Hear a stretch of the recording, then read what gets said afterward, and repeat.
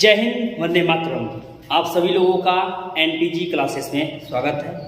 आज हम आप लोग सामने सेंट्रोमियर की संख्या के आधार पर और सेंट्रोमियर की उपस्थिति के आधार पर क्रोमोसोम टॉपिक पे चर्चा करेंगे।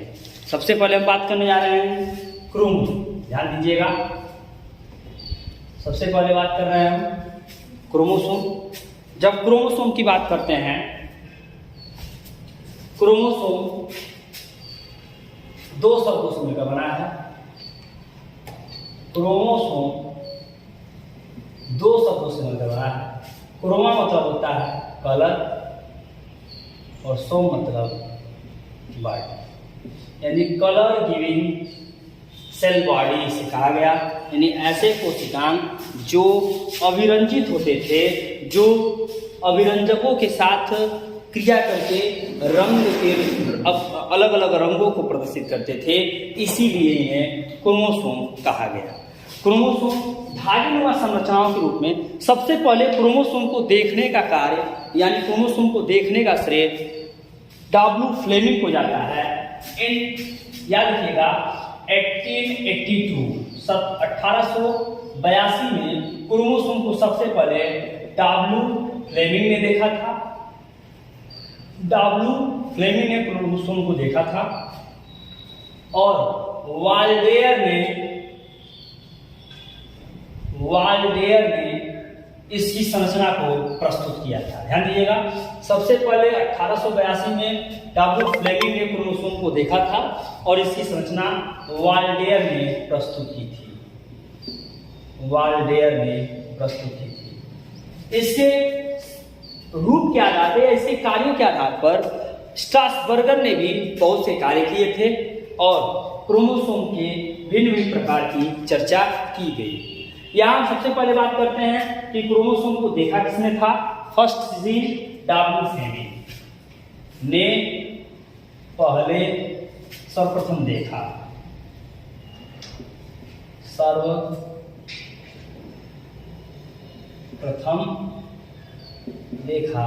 इसका श्रेय डब्ल्यू फ्लेमिंग हो जाता है। यहां जब क्रोमोसोम के प्रकार की बात करते हैं, थोड़ा ध्यान दीजिएगा, क्रोमोसोम के प्रकार की जब बात की जाती है तो क्रोमोसोम को दो भागों में बांटा गया। वैसे तो और भी क्रोमोसोम के प्रकार हैं, ठीक, जैसे बोलते हैं पॉलीटीन क्रोमोसोम, लैम्ब्रस क्रोमोसोम, ठीक, जिसे बाल्बियानी रिंग की उपस्थिति बताई गई। फिर लैम्ब्रस क्रोमोसोम की खोज बारबरा मैक्लिंटॉक, एक अमेरिकी वैज्ञानिक थे बारबरा मैक्लिंटॉक, उन्होंने इसे जंपिंग जीन के आधार पे भी अपना एक्सप्लेनेशन दिया था। यहाँ हम जब क्रोमोसोम के प्रकार की बात कर रहे हैं तो ध्यान दीजिएगा कि सेंट्रोमियर के आधार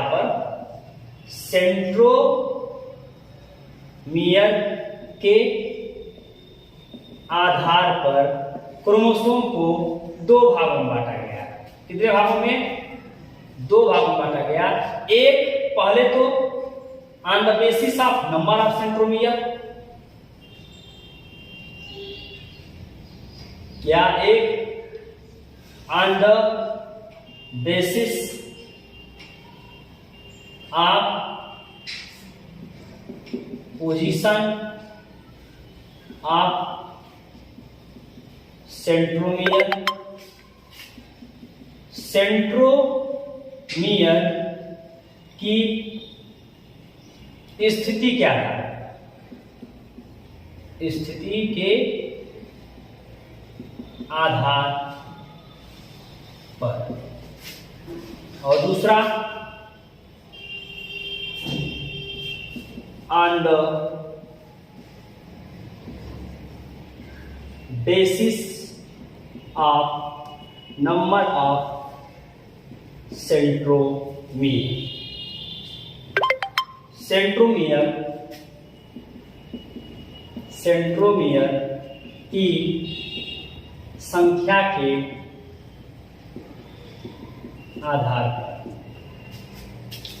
बड़ा आसान एक्सप्लेनेशन है, ध्यान दीजिएगा, ये बातें सुनकर के आपको समझ में आ जाएंगी। सेंट्रोमियर की स्थिति के आधार पर और सेंट्रोमियर की संख्या के आधार पर। सेंट्रोमियर की स्थिति के आधार पर हम बात कर लें तो क्रोमोसोम को ध्यान दीजिएगा, एक को कहा गया पहला टीलोसेंट्रिक, एक को कहा गया एक्रोसेंट्रिक, एक को कहा गया मेटासेंट्रिक,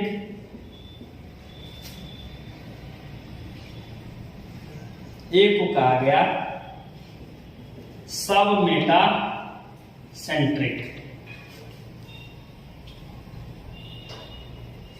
उसी तरह सेंट्रोमियर की संख्या के आधार पे, सेंट्रोमियर की संख्या के आधार पे एक को कहा गया एसेंट्रिक,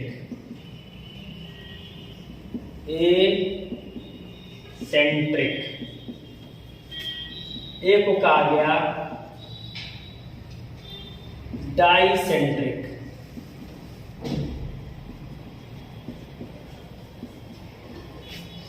एक को कहा गया पॉलीसेंट्रिक, एक को कहा गया पॉलीसेंट्रिक और एक को कहा गया होलोसेंट्रिक। ये सब के सब क्रोमोसोम थे। क्रोमोसोम की ये प्रकार है। इसमें थोड़ा ध्यान दीजिएगा, जब हम टीलोसेंट्रिक, एक्रोसेंट्रिक, मेटासेंट्रिक और सब मेटासेंट्रिक की बात करते हैं तो टीलोसेंट्रिक ध्यान दीजिएगा कि इसमें सेंट्रोमियर बिल्कुल किनारे की तरफ होगा। जो क्रोमोसोमल लोब्स होंगे, जो क्रोमोसोम के जो सिरे होंगे, उन क्रोमोसोम के सिरे पे बिल्कुल किनारे की तरफ जब लगा होगा तो उसे कहेंगे टीलोसेंट्रिक। ध्यान दीजिएगा, इसे कहा जाएगा टीलोसेंट्रिक। एक स्थिति होती है जब सेंट्रोमियर एक किनारे के तरफ हो, बिल्कुल छोटे से भाग से लगा हो, यानी सेंट्रोमियर दो क्रोमोसोमल लोब्स के एक बिल्कुल किनारे वाले भाग में और एक जो उससे लगा हुआ जो दूसरा भाग होगा वहां भी इसकी स्थिति देखने को मिले तो वहां इसे हम एक्रोसेंट्रिक के नाम से जानते हैं। इस बात को ध्यान दीजिएगा, जब हम इसके पोजीशन के आधार पर बात करेंगे तो ये आपकी स्थिति देखने को मिलेगी, इसके नंबर के आधार पर बात करेंगे तो ये स्थिति देखने को मिलेगी। यहां आपको क्लियरली एक्सप्लेन हम कर रहे हैं, इस बात को बिल्कुल ध्यान से देखिएगा। यहां जब हम आपको एक्सप्लेनेशन दे रहे हैं सेंट्रोमियर की स्थिति के आधार पे, सेंट्रोमियर की संख्या के आधार पे, तो इस बात को आप ध्यान दीजिएगा कि क्रोमोसोम्स कैसे कैसे यहाँ पे एक्सप्लेन किए गए। यहाँ एक्रोसेंट्रिक की जब बात करते हैं तो मैंने बताया कि जब सेंट्रोमियर एक किनारे और छोटा सा एक भाग लगा हुआ हो, यहाँ ये स्थिति देखने को मिलेगी। और मेटासेंट्रिक की जब बात करते हैं तो क्रोमोसोमल जो लोब्स होंगे, उन क्रोमोसोमल लोब्स के बीच में जब सेंट्रोमियर होगा तो उसे कहेंगे मेटासेंट्रिक। और सब मेटासेंट्रिक की बात करते हैं, इसे ध्यान दीजिएगा, सब मेटासेंट्रिक की जब बात की जाती है तो जब एक लोब के थोड़ा सा दूर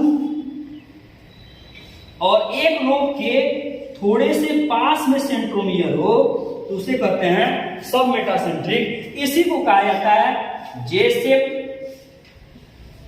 इसे कहा जाता है वी शेप, इसे कहा जाता है रॉड शेप और इसे कहा जाता है आई शेप। ध्यान दीजिए, ये चार प्रकार के सेंट्रोमियर हुए, centromere on the basis of position. अब यही बात कर रहे हैं सेंट्रोमियर की स्थिति के आधार पे क्रोमोसोम के प्रकार और वहीं सेंट्रोमियर की संख्या के आधार पे क्रोमोसोम।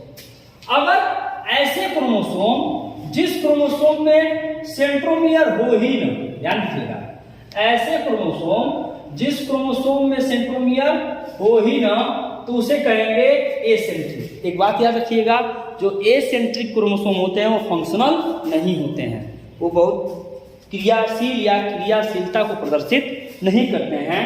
डाइसेंट्रिक एक आपका होता है मोनोसेंट्रिक, ध्यान दीजिएगा यहां, दूसरा आपका मोनोसेंट्रिक, तीसरा डाइसेंट्रिक, चौथा पॉलीसेंट्रिक, पांचवा होलोसेंट्रिक। तो मोनोसेंट्रिक में क्या होगा, मोनोसेंट्रिक जब सेंट्रोमियर की संख्या क्या होगी, एक होगी, तो इसे मोनोसेंट्रिक के नाम से जाना जाएगा।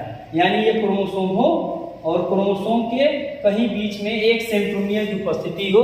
यहां ध्यान दीजिए, यहाँ जितने प्रकार के हम on the basis of position के आधार पर मैंने क्रोमोसोम बताया आपको, ये सब के सब मोनोसेंट्रिक के ही एग्जाम्पल हैं। हाँ, ये है कि उसकी स्थिति अलग अलग है, इसलिए ये अलग अलग प्रकार के राइबोसोम आपको दिखाया गया। यहाँ मोनोसेंट्रिक जब सेंट्रोमियर कितना हो, एक हो। इसी आधार पे जब सेंट्रोमियर दो हो तो उसे कहेंगे डाइसेंट्रिक। अब जब सेंट्रोमियर ढेर सारे देखने को मिल जाए, जब सेंट्रोमियर ढेर सारे देखने को मिले तो इसे कहेंगे पॉलीसेंट्रिक। और जब सेंट्रोमियर क्रोमोसोम लोब्स होंगे या क्रोमोसोम होंगे, उसके ऊपर चारों तरफ ऐसे मौजूद हों, इसको घेरे हों, उसके ऊपर पूरा का पूरा फैले हों, उसके ऊपर ऐसे लगे हों, तो इस प्रकार के क्रोमोसोम जो होते हैं वो होलोसेंट्रिक कहलाते हैं। ये भी नॉन फंक्शनल होते हैं, ये भी नॉन फंक्शनल होते हैं, ये ध्यान दीजिएगा। यहां मैंने आपको क्रोमोसोम बताया, टीलोसेंट्रिक, एक्रोसेंट्रिक, मेटासेंट्रिक, सब मेटासेंट्रिक, किस आधार पे, on the position of, on the basis of position of centromere, centromere की स्थिति के आधार पे, और यहाँ सेंट्रोमियर की संख्या के आधार पे। सेंट्रोमियर की संख्या के आधार पे क्रोमोसोम के प्रकार ये है, सेंट्रोमियर की स्थिति के आधार पे क्रोमोसोम के प्रकार ये है। जो आपके सामने मैंने एक बिल्कुल क्लियरली कॉन्सेप्ट के साथ मैंने आपको ये समझाया, सेंट्रोमियर की संख्या और स्थिति के आधार पे क्रोमोसोम के प्रकार। और आई होप ये आपको बातें समझ में आई होंगी, और इसे बस आप ध्यान से देखिए, सारी बातें आपके दिमाग में बैठेंगी, इतना हमें विश्वास है। So thanks to all of you. Please video को ज़्यादा से ज़्यादा देखिए और ज़्यादा से ज़्यादा शेयर करते रहिए। थैंक्स।